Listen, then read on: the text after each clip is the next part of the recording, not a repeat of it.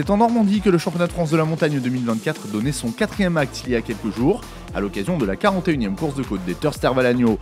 Une épreuve qui marquait également le début de la tournée de l'Ouest puisqu'elle était la première d'une série de 3 courses occidentales.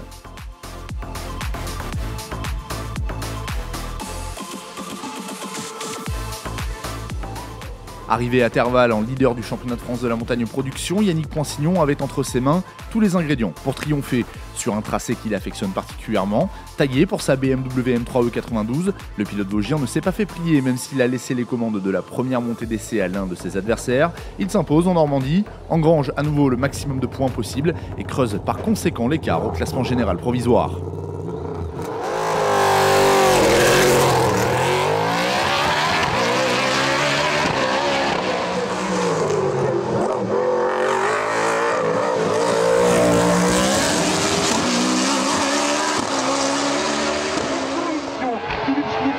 Anthony Dubois qui est à la limite, c'est chaud, très chaud.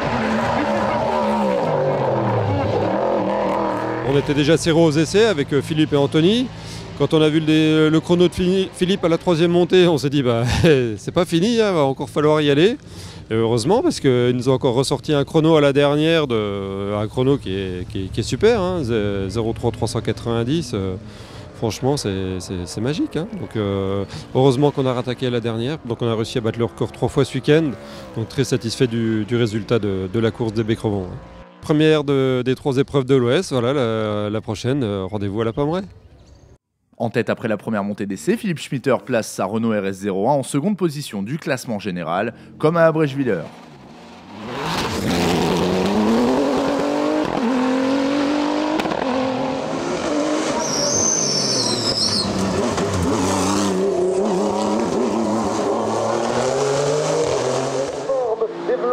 En parallèle avec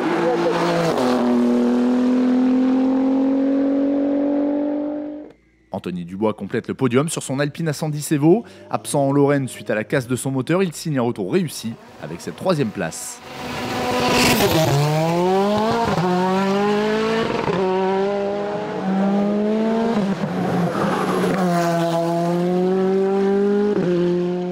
Deuxième du groupe A et de la classe A5, Sarah Bernard termine également meilleure féminine de la catégorie production sur sa Cupra Leon Supercopa MK3.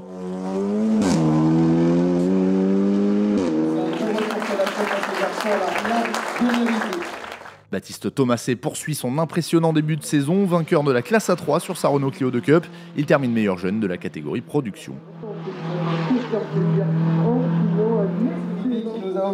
Une belle bagarre aujourd'hui, on commence par...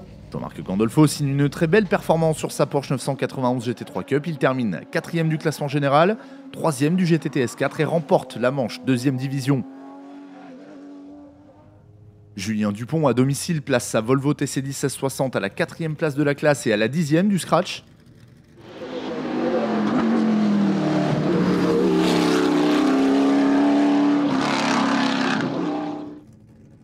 Tandis que Vincent Lagache en délicatesse durant le week-end termine 5e du GTTS 4 sur sa Ferrari F430 GTO.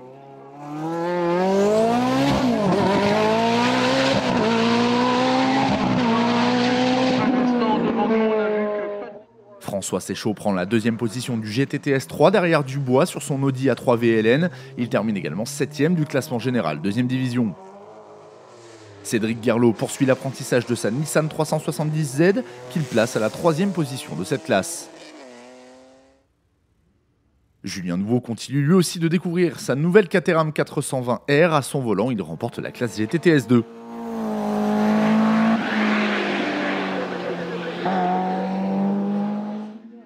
Les midgets 1300 cm3 étaient au rendez-vous en GTTS 1, classe dominée par Aurore Louison.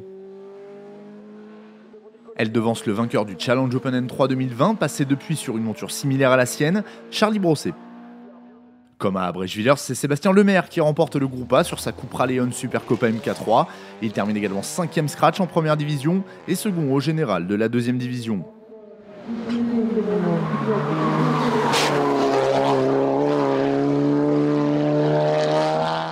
Derrière Sarah Bernard, Francis Dozière place sa rutilante espagnole à la 3e place du A5 et à la 8e du classement final.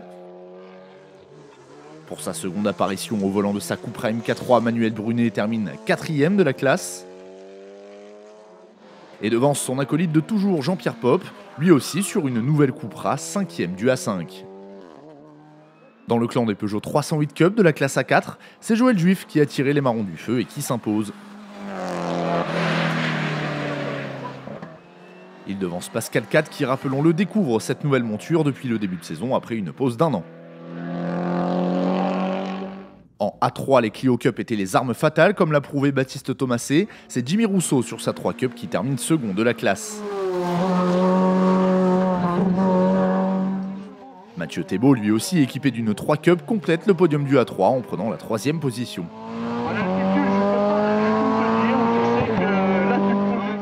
Au volant de sa Citroën Saxo VTS, Ophélie Poitevin signe une très belle performance et s'adjuge le gain de la classe A2.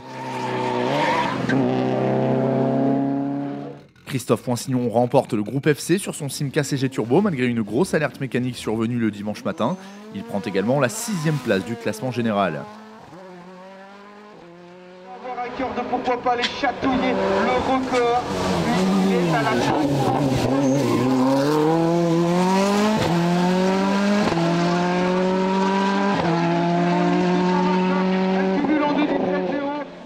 Patrick Ramu, au volant de sa Simca 1000 Turbo, se hisse à la 2e position de la classe FC4 et à la 3e du groupe. Intercalé entre les deux hommes à la 2e position du groupe, Eric Séchaud remporte quant à lui la classe FC3 sur sa Ford Escort RS 2000.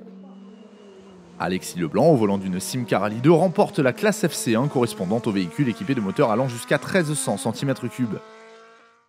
En GT Sport, c'est Yann Durieux qui s'impose et qui s'offre donc une nouvelle victoire sur son Alpine A110. Il termine par la même occasion 5e du Scratch, 2e division. Le Varois Francis O'Mahony place sa Porsche 987 GT3 RS à la 2e position du groupe et à la 8e du classement général 2e division. Et devance une autre Porsche, celle de Philippe Marion, une 997 GT2 cette fois-ci. Dans le cadre du groupe F2000, Samuel Duracier s'impose en patron sur sa Honda Civic Type R.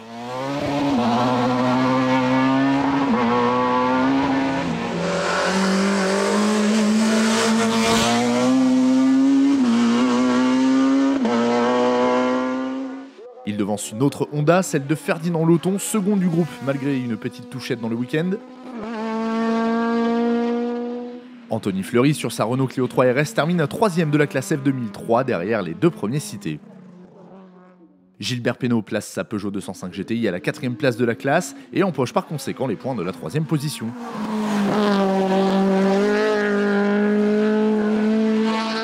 Julien Vernier, toujours en forme à Terval, remporte le F2002 sur sa Citroën Saxo VTS tout en montant sur la 3e marche du podium du groupe.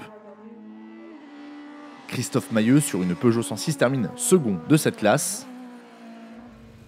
Dans le cadre du groupe N, la victoire revient à Moran Kat Makoviak et sa BMW M3 E36. Elle prend également la 10e place du classement Scratch, 2e division. Les trajectoires les plus tendues, ils sont Dieu. Ça attaque très très fort. Oui, Mathieu Lumière, il a compris que cette action est dure derrière, mais il a surtout compris. Kevin Jarros sur sa Renault Mégane 3 RS prend la 2e place du groupe et du N4.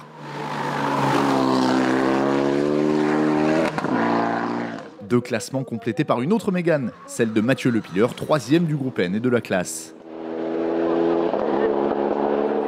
Parce qu'ils ont fait vraiment une grosse bagarre. Prochain rendez-vous pour les sociétaires du championnat de France de la montagne production les 25 et 26 mai prochains dans le Maine-et-Loire. Les pilotes participeront à cette occasion à la 60e course de côte de la Pommeraye, 5e manche de la saison.